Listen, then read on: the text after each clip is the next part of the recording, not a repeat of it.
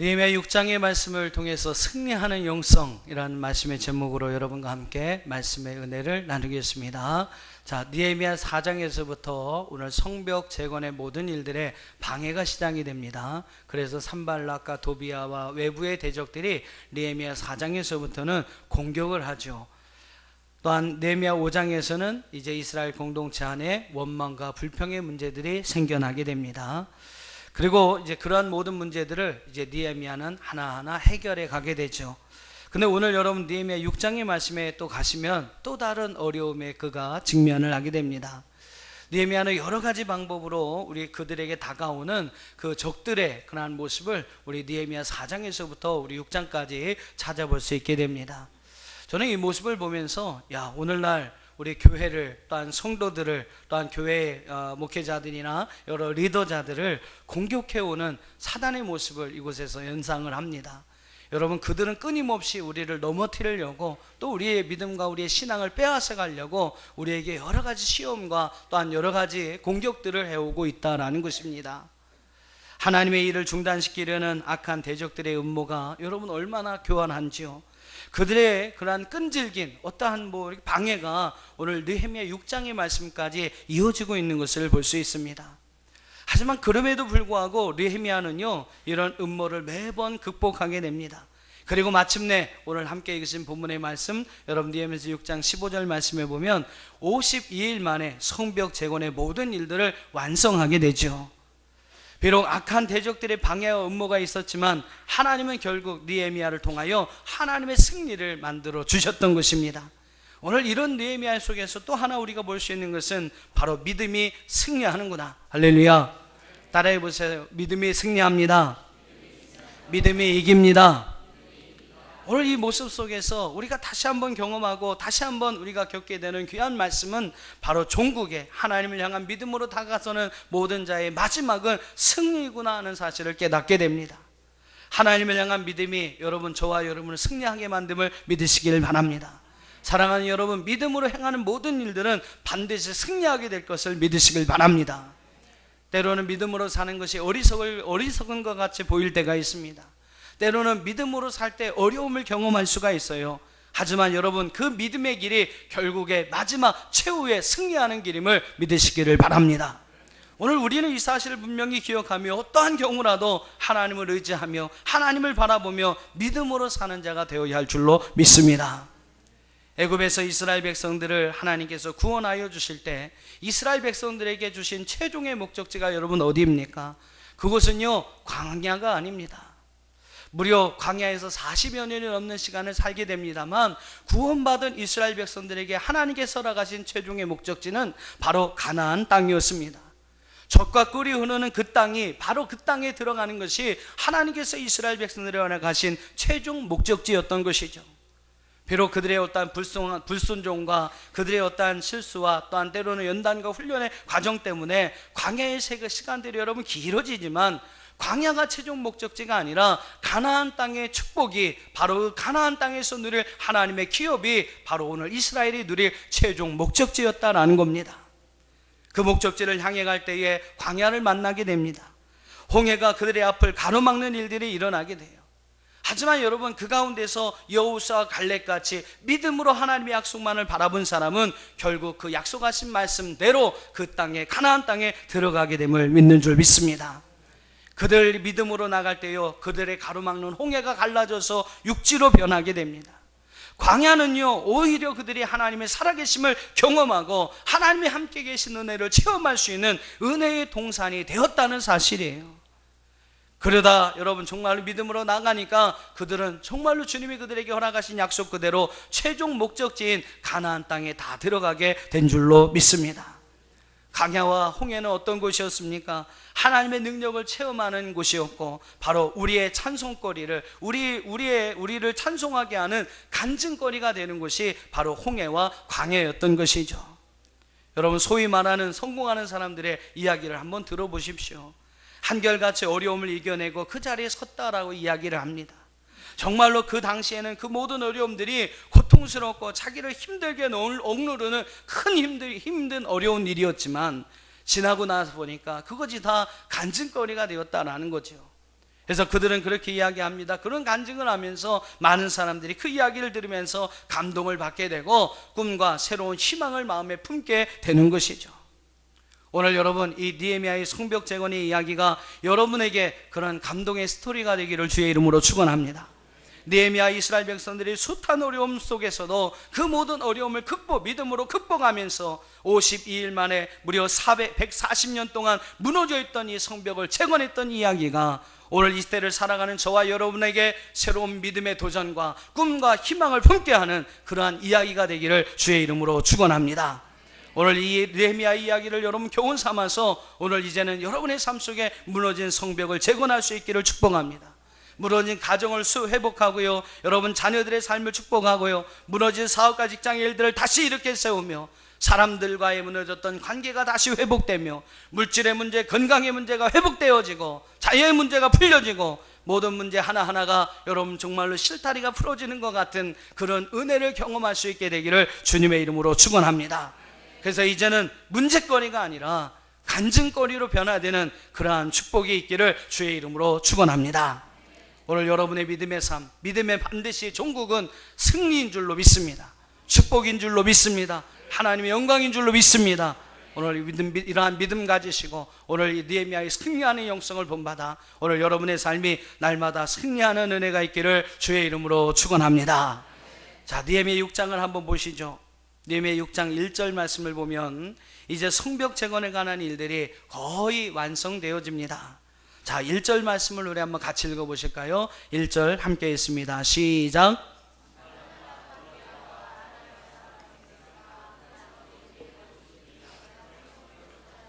허물어진 틈을 남기지 아니하였다함을 들었는데 그때는 내가 아직 성문에 문짝을 달지 못한 때였더라. 자, 성벽이 허물어진 틈이 거의 채워져 있었다라는 거죠. 이제 성벽의 모든 일들이 하나하나 쌓여져 가기 시작합니다. 이제는 성문짝 하나만 달면요 모든 일들이 완성되는 바로 그때에 오늘 말씀해 보면 또 몇 가지 문제들이 등장을 하게 됩니다. 문제거리가 여러분 끊이지 아니하고 느헤미야의 삶 속에 나타나게 돼요. 이스라엘 공동체 안에 여러분 나타나게 됩니다. 사단은요 느헤미야와 그 성벽 재건의 일들을 그냥 내버려 두지 않습니다. 지속적으로 계속적으로 방해하고 있다라는 거예요. 6장 1절부터 14절 말씀, 여러분 짧은 말씀 속이지만 그 짧은 절이지만 그 속에는 세 가지의 중요한 사건들이 등장을 합니다. 오늘 그 사건을 중심으로 해서 여러분과 함께 은혜를 나누겠습니다. 첫 번째 사건은요 2절 말씀을 한번 보시죠. 2절 말씀 한번 읽어보겠습니다. 시작. 보라, 우리가 오노 평지 한촌에서 서로 만나자 하니 실상은 나를 해하고자 함이었더라. 자, 첫 번째 어떤 일이 나타나냐면 산발랏과 게셈이라는 사람, 그 산발랏의 일당들이 느헤미야를 유인해서 오노 평지 한촌에서 그를 살해하려는 음모를 계획하게 됩니다. 적대자 산발랏과 게셈은 느헤미야 한 사람을 제거하면 충분히 성벽 재건의 모든 일들을 중단시킬 수 있다는 계산을 가지고 오노 평지에서 그를 만나자라고 제안을 합니다. 근데 여러분 실상은 뭡니까? 그게 뭐 화평이나 화친을 위한 만남이 아니라 바로 그 느헤미야를 그 평지에서 살해하고자 하는 음모였다라는 것이죠. 오노 평지에서 끌어내서 협공작전을 펴서 느헤미야와 그를 따르는 사람들을 죽이려는 음모가 바로 2절의 말씀의 내용입니다. 하지만 여러분 느헤미야는요 오늘 말씀의 2절 3절 말씀을 보면 영적인 분별력을 가지고 산발랏의 이러한 제안을 거절을 하게 됩니다. 그 제안이 진정한 평화를 위한 초청이 아니라 자신을 살해하려는 음모를 알았기 때문에 그는 그 모든 제안을 거절하게 되죠. 산발랏은요 4번이나 거듭 이 제안을 합니다. 하지만 느헤미야는요 그 모든 제안을 다 거절하게 되죠. 어디에서 만나자고 그랬습니까? 오노 평지에서 만나자고 그랬어요. 산발랏의 일당이 오노 평지에서 만납시다 라고 했을 때 이 느헤미야는요 노 안 됩니다 그랬습니다. 거듭 말씀드리지만 다른 사람이 쪼크를 하면 그걸 좀 웃으면서 받아주시는 것도 인격의 척도나. 아무튼 오노 평지에서 만납시다 그랬는데 이 느헤미야가 노 하면서 딱 거절을 합니다. 중세기 체코의 종교개혁자 중에 존 후스라는 분이 있습니다. 체코 사람들이 존경하는, 체코의 믿음의 사람들이 존경하는 민족의 어떤 신앙의 영웅과 같은 분이었어요. 그분이 보헤미아 지역을 중심으로 해서 종교개혁 사상을 펼치게 됩니다. 근데 그것을 두려워하는 이들이 있었어요. 바로 로마의 황제와 로마의 교황과 황제였습니다. 그들은 이 존 후스를 음해하기 위해서 그를 콘스탄스 회의로 초대하게 됩니다. 교황은 존 후스에게 그의 신변 안전에 대해서 보장해 줄 것을 약속합니다만 결국 이 존 후스는요, 그들의 약속을 믿고 콘스탄스 회제에 참여하는 도중에 그들에게 붙잡히게 됩니다. 그리고 토굴에 감금당하게 되죠. 그러다가 1415년에 불에 태워 죽임을 당하게 됩니다. 아마 오늘 이 니헤미야 같은 영적인 분별력이 그 존 후스에게 있었다면 그는 체코의 종교 개혁을 이룰 수가 있었을 것이고, 아마 오늘날과는 또 다른 하나님의 은혜로서 이 체코라는 나라가 살아갈 수 있는 하나의 터전이 만들어졌을 것입니다. 하지만 안타깝게도 이 존 후스에게는 이러한 영적인 분별력이 없었다는 것이죠. 그래서 결국 그는 역사상에 사라져버리는 인물이 되고 말았습니다. 영국의 윌리엄 틴데일이라는 분이 있습니다. 이분은요, 라틴어 성경을 영어로 번역한 최초의 사람이었어요. 그 당시는 성경이 라틴어로만 출판이 될 수가 있었습니다. 그러니 평신도나 성직자들까지도 이 라틴어를 잘 모르는 사람은 성경을 읽을 수도 없었고 성경을 전할 수도 가르칠 수도 없었을 겁니다. 너무나 안타까운 현실을 보고 윌리엄 틴데일은요, 성경을 영어로, 라틴어 성경을 영어로 번역하는 일들을 행합니다. 영국에서는 이 일을 할 수 없도록 금지가 되어 있기 때문에 독일과 벨기에를 옮겨 다니면서 최초로 성경을 영어로 번역하는 일들을 행합니다. 근데 그 일이 거의 완성될 쯤 될 때에 그가 믿던 한 친구가 그를 식사를 하기로 약속을 하며 그를 초대를 합니다. 근데 그 친구가 어떤 사람이냐면 배신자예요. 로마 교황청의 첩자에게 매수가 돼서 이 틴데일을 잡고자 배신한 그러한 자였습니다. 근데 그 친구하고 식사를 하기 위해서 가던 윌리엄 틴데일은요, 결국 그 자리에서 붙들려서 1535년에 성경을 영어로 번역했다는 그러한 제목으로 화형을 당해 죽음을 당하게 됩니다. 이렇게 여러분, 역사상에 보면 정말 하나님의 역사를 위하여 귀하게 쓰임받아야 할 사람들이 영적인 분별력을 갖지 못하여 죽음을 당하게 되고, 또 그 일로 인하여 하나님의 일들이 막혀지는 이러한 것들을 볼 수 있게 됩니다.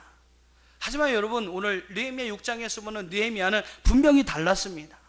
오노 평지에 와서 만나자는 산발랏의 제의에 대해서 그는 그의 모든 악한 계획을 알고 있었기 때문에 그것을 거절하게 되죠. 그리고 여러분 3절과 4절의 말씀 보면 그는 그렇게 그들을 향해 이야기합니다. 내가 이제 이 큰 역사를, 하나님이 행하실 큰 역사를 눈앞에 두고 너희를 만나러 갈 수가 있겠느냐? 어찌하여 이 위대한 하나님의 역사를 뒤로하고 내가 너희를 만나러 가겠느냐라고 이야기하면서 그들의 초청을 거절하게 되더라는 것이죠. 크신 하나님의 역사, 하나님의 일을 행하는 것이 그에게 우선이라는 고백입니다. 사람을 만나는 것보다 하나님을 만나는 것이 더 중요하다고 그는 이야기하고 있습니다. 어느 때보다도 이러한 느헤미야의 분별의 지혜가 우리에게 필요한 시대라고 믿습니다. 무엇이 정말로 내 삶의 우선이 되어야 하는지를 분명히 여러분 분별해야 될 때가 바로 지금이라고 믿습니다. 사단은요, 지금도 광명의 천사로 가정하여 교회와 성도들을 넘어뜨리려고 그들을 미혹하고 유혹하고 있습니다. 어떻게 하면 성도와 교회를 파괴하고 분열을 시킬 수 있을까? 어떻게 하면 성도들을 하나님에게서 멀어지게 할 수 있을까? 어떻게 하면 그들을 교회에서 멀어지게 할 수 있을까? 이 일을 이루려고 여러분 작정하며 달려드는 것이 바로 사단이요, 사단의 계략인 것입니다. 그들은요, 하나님보다 더 소중한 것이 있다고 우리에게 속삭입니다. 하나님보다 우선이 되고 하나님보다 먼저가 되어야 할 것이 있다고 우리에게 속삭이고 있어요. 하나님을 예배하는 것보다 더 중요한 것이 우리 가운데 있다고 우리를 미혹하고 있습니다. 하나님의 일보다 더 중요한 것, 먼저 해야 할 것이 있다고 이야기하고 있어요. 가정이 먼저라고 속삭입니다. 자녀가 먼저라고 속삭입니다. 사업장을 운영하는 것이 먼저라고 속삭입니다. 무슨 예배가 중요하고 교회가 중요하고 하나님 맡겨진 사명이 뭐가 중요하냐고 오늘 우리를 미혹하고 있습니다. 사랑하는 성도 여러분, 느헤미야가 가졌던 영적인 분별력이 오늘 저와 여러분 가운데 있기를 주의 이름으로 축원합니다. 오늘 그가 정말로 바른 우선순위를 정함으로 이 모든 산발랏의 계략을 물리칠 수 있었던 것처럼 오늘 여러분 영적인 분명한 분별력을 가지고 분명한 바른 우선순위를 가지고 이 모든 사단의 유혹을 물리칠 수 있는 저와 여러분이 되기를 주의 이름으로 축원합니다. 두 번째로 5절 이하의 말씀을 보면요, 이제 4번이나 그런 요구를 했음에도 불구하고 거절을 당하니까 이 산발랏 일당이 두 번째 음모를 꾸미게 됩니다. 그 두 번째 음모가 여러분 무엇입니까? 5절 말씀을 한번 읽어보시죠. 5절 말씀 시작.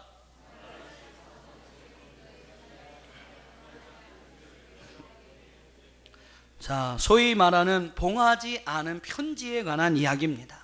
봉하지 않은 편지를 느헤미야에게 이 산발랏 일당이 보내는 것이죠. 원래 여러분 공식 문서는요, 끈으로 묶거나 아니면 뭐 인장이나 이런 날인을 취하여서 봉하여서 보내는 것이 원칙입니다. 그래야 어떠한 그 작성된 문서의 변조나 위조를 막을 수 있고 그 문서의 어떠한 신빙성을 이제 이렇게 보증할 수가 있게 되는 것이죠. 근데 오늘 5절의 말씀 보면 이 산발랏 일당은요, 봉하지 않은 편지를 느헤미야에게 보냅니다. 왜 봉하지 않은 편지를 보냈을까? 그 이유는 그 편지의 내용을 백성들에게 은밀하게 알게 하기 위해서, 백성들이 알도록 공개하기 위해서 일부러 봉하지 않은 편지를 보내게 됩니다.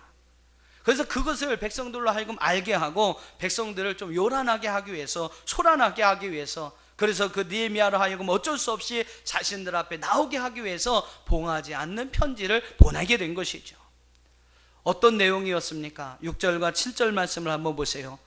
6절과 7절 같이 한번 읽어보십니다. 시작.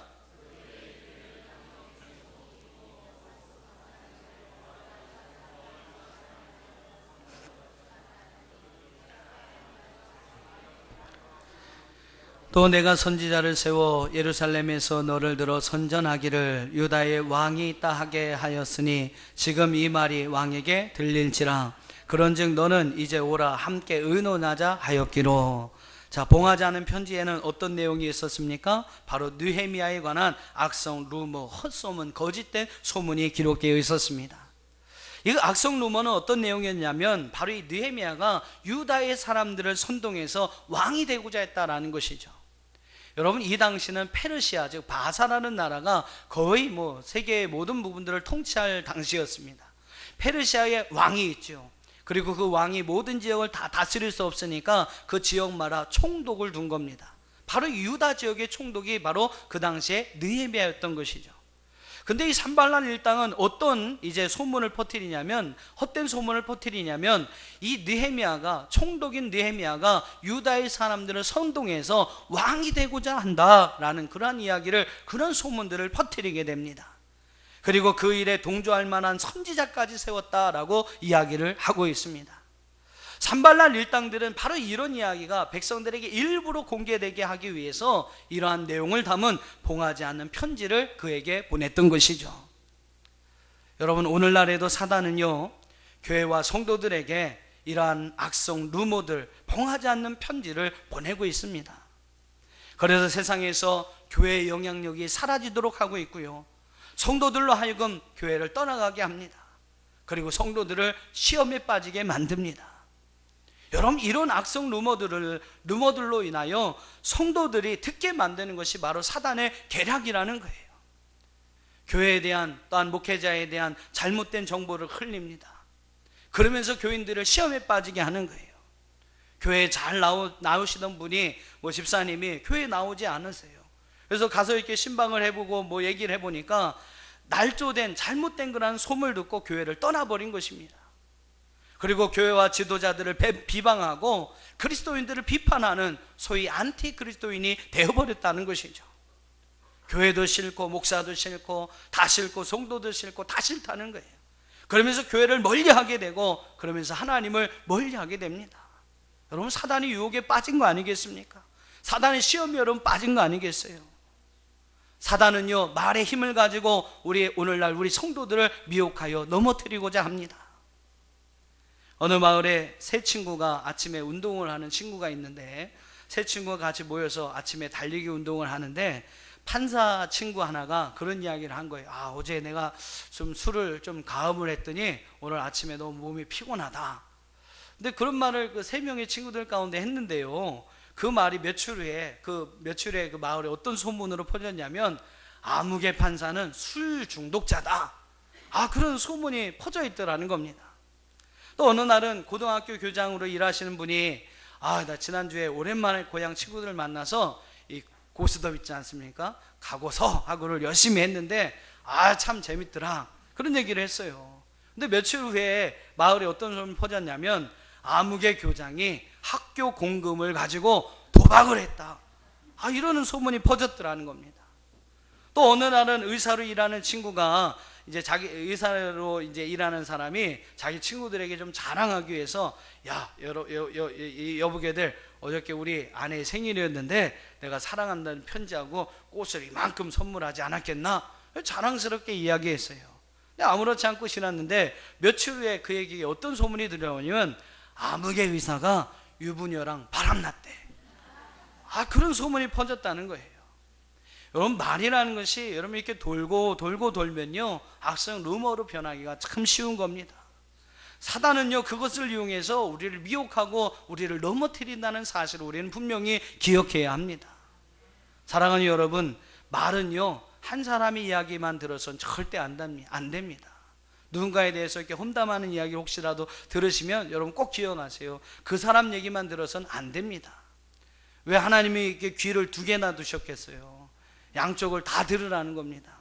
한쪽 사람, 반대하는 사람 얘기를 들었으면 다른 쪽 이야기하는 사람 이야기도 들으라는 거예요. 한쪽 얘기만 듣고 한쪽 귀만 쓰면요, 오해하게 되는 겁니다. 근데 여러분, 양쪽 귀를 가지고 양쪽의 이야기를 다 듣고 좀 올바르게 제대로 객관적으로 판단하라라는 것이죠. 그렇게 여러분 들으라고 두 귀를 주신 겁니다. 이제 대통령 선거가 바로 앞에 있는데 대선 주자들이 온갖 봉하지 않는 편지에 관한 그런 내용들이 나들고 있습니다. 아마 이제 선거일이 가까우면 점점 더해질 테죠. 서로를 비방하고 백성들로 하여금 올바른 판단을 못하도록 잘못된 계략을 가지고 속이는 일들을 이제 아마 그들이 더 많이 하게 될 것입니다. 여러분, 이런 때일수록 우리는 양쪽의 귀를 열어야 합니다. 그리고 양쪽의 얘기를 다 들어보고 판단해야 돼요. 문씨하고 안씨하고 단일화를 하려는데 한쪽 얘기만 들으면 됐겠습니까? 양쪽 다 얘기를 듣고 제대로 판단해야죠. 보수는 어떻고 진보가 어떻고 얘기를 듣고 판단을 해야 제대로 된 판단을 할 수 있는 거죠. 여당 야당 양편의 이야기를 서로 여러분 똑같이 들어보고 우리가 그것을 판단할 수 있어야 합니다. 내가 좋아하니까 내 한쪽 얘기만 듣는다면 우리는 제대로 된 올바로 된 그러한 판단을 할 수가 없는 겁니다. 나는 보수니까 보수 이야기만 듣겠다. 나는 야당 편이니까 야당 얘기만 듣겠다. 나는 남자니까 또 여자니까 한쪽 이야기만 듣겠다.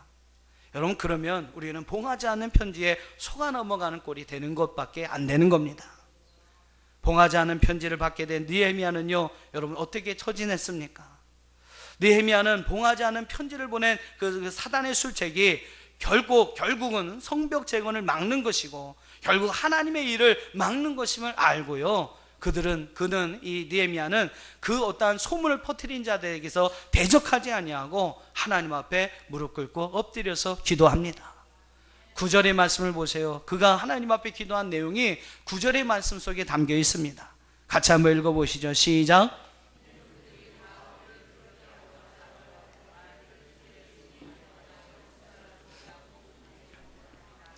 이제 내 손을 힘있게 하옵소서 하였더라. 느헤미야가 하나님 앞에 기도합니다. 하나님, 내 손에 힘을 주어서 이 모든 역사들이 끝까지 이루어지게 하여 주옵소서. 여러분, 느헤미야는 봉하지 않은 편지로 인하여 자신의 명예를 실추시키고 자기를 무너뜨리려는 이들에 대해서 두려워하지 않았어요. 그들에게 여러분 대응하지 않았습니다. 그들의 대학에 대응하지 아니하고 오히려 하나님 앞에 나와 기도합니다. 하나님, 내 손에 힘을 주어서 끝까지 주의 역사를 이루어지게 하옵소서. 느헤미야는 끝까지 하나님을 의지하며 반드시 하나님께서 그 모든 마귀의 계약을 파하여 물리치고 승리하게 하여 주실 것을 믿었습니다. 진실은 반드시 거짓을 이긴다는 확실한 믿음이 느헤미야가 있었던 것이죠. 지금까지 자기를 도와줬던 하나님의 그 손길이 마지막까지 이 성벽재건의 모든 사명을 완수하는 그날까지 함께하여 주신다는 사실을 믿었습니다. 그래서 그는 그 악성 루머에 대응하지 아니하고 하나님께 힘을 달라고 더 기도하고 끝까지 주의 역사가 이루어지게 해달라고 하나님 앞에 기도하였던 것입니다. 혹시라도 여러분 가운데 이런 악성 루머 때문에, 잘못된 소문 때문에 고통을 당하신 분이 계십니까? 봉하지 않은 편지와 같은 마귀의 계략 때문에 마음의 번민과 괴로움을 가지고 계신 분이 계시나요? 오늘 여러분 이 느헤미야의 모습 속에서 여러분 그 문제를 해결할 수 있는 비결을 찾으시기를 주의 이름으로 축원합니다. 대응하지 마십시오. 그것은 사단의 계략입니다. 우리의 믿음을 흔들어 하나님의 일을 이루지 못하게 하는 사단의 계략이에요. 우리를 넘어뜨리려고 멸망시키려는 사단의 계략입니다. 대응할 필요도 없습니다. 그저 하나님 붙들고 하나님 앞에 맡기고 하나님 앞에 기도하면, 여러분이 진실이라면 그 진실은 반드시 승리하게 될 줄로 믿습니다. 나를 아무리 못 살게 하려고 나를 넘어뜨리려는 사단의 역사가 우리 가운데 있다 할지라도 그 모든 마귀의 계략을 파괴하시는 하나님, 그 하나님 믿고 의지하며 주님 앞에 기도하며 나간다면 하나님 반드시 우리를 승리하게 하실 줄로 믿습니다. 그래 두고 보자, 마지막에 누가 이기나 보자, 그러면서 여러분 예수의 이름으로 물리치시고 하나님 앞에 기도할 수 있는 저와 여러분이 되기를 주의 이름으로 축원합니다.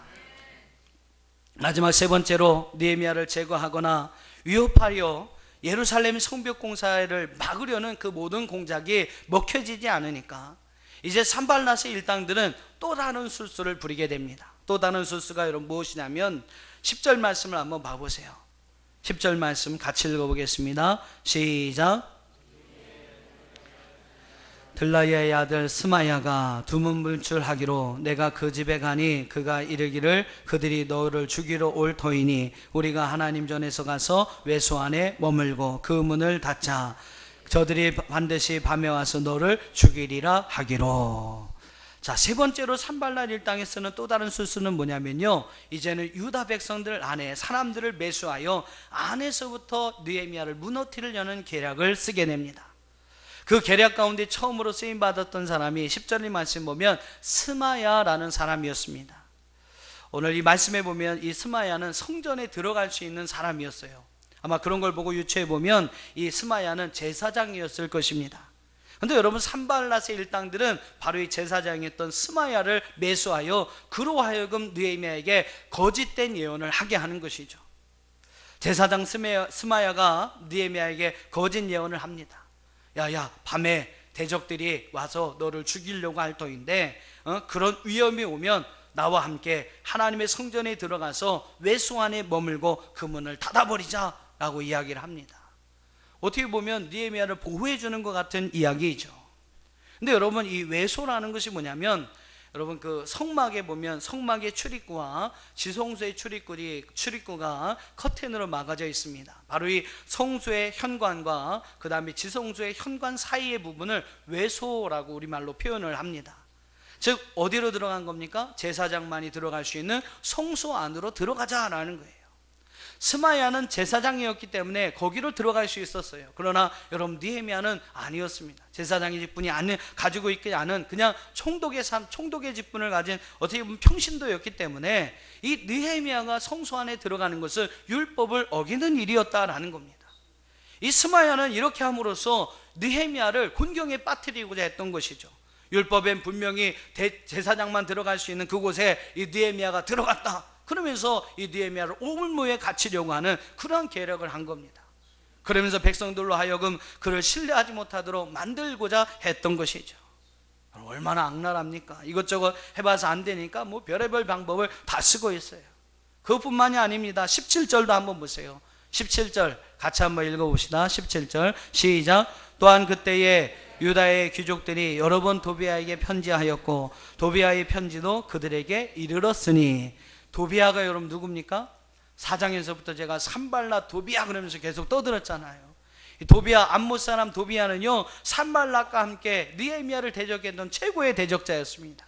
그런데 그 도비아가 유다의 귀족들과 편지를 주고받고 있습니다. 이건 뭐냐면 내통하고 있는 거예요. 귀족들을 매수하면서 그들과 내통해서 느헤미야를 무너뜨리려고 수를 쓰고 있는 것입니다. 솔직히 열받지 않을까요? 느헤미야도 열받지 않을까요? 그래도 자기가 지금 총독의 자리에 있는데 자기 밑에 있는 사람들, 그리고 나름대로 믿었다라고 하는 사람들이 겉으로는 자기를 도와주는 것처럼 하면서 속으로는 그 대적자들과 내통하면서 작당 모의를 하고 있는 겁니다. 자기를 도와주는 것처럼 하면서 실제로는 자기들 주머니 입속이나 챙기고요, 남의 피를 빨아먹는 흡혈귀 같은 역할을 하고 있는 거예요.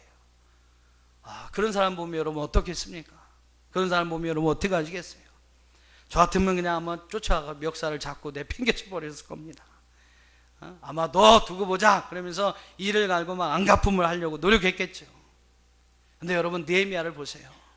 14절에서 그는 이렇게 하나님 앞에 기도합니다. 14절 같이 읽어보겠습니다. 시작. 내 하나님이여, 도비야와 산발락과 여선지자 노아다와 그 남은 선지자들 곧 나를 두렵게 하고자 한 자들의 소행을 기억하옵소서. 원수를 하나님의 손에 맡기는 겁니다. 자기가 원수 갖고 안갚음하려고 하는 것이 아니라 하나님 앞에 원수들의 모든 것을 맡기는 거예요. 저도 그랬으면 좋겠고 여러분도 그랬으면 좋겠습니다. 나를 힘들게 하고 어렵게 하고 때론 나를 곤경에 빠지고 곤란하게 만드는 나의 원수들에 대해서 여러분 그들에게 안갚음하지 마시고 원수 갚지 마시고 모든 원수 갚음은 하나님께 맡기고 미움의 마음, 안갚음하려는 마음, 원수 같은 마음을 다 버리고 살아갈 수 있는 저와 여러분이 되기를 축복합니다. 굳이 사랑합시다 라고까지는 말씀을 못 드리겠어요. 그러나 여러분 미워하는 마음, 안갚음하려는 마음, 원수 같은 그 마음이라도 버리고 살아갈 수 있기를 주의 이름으로 축원합니다.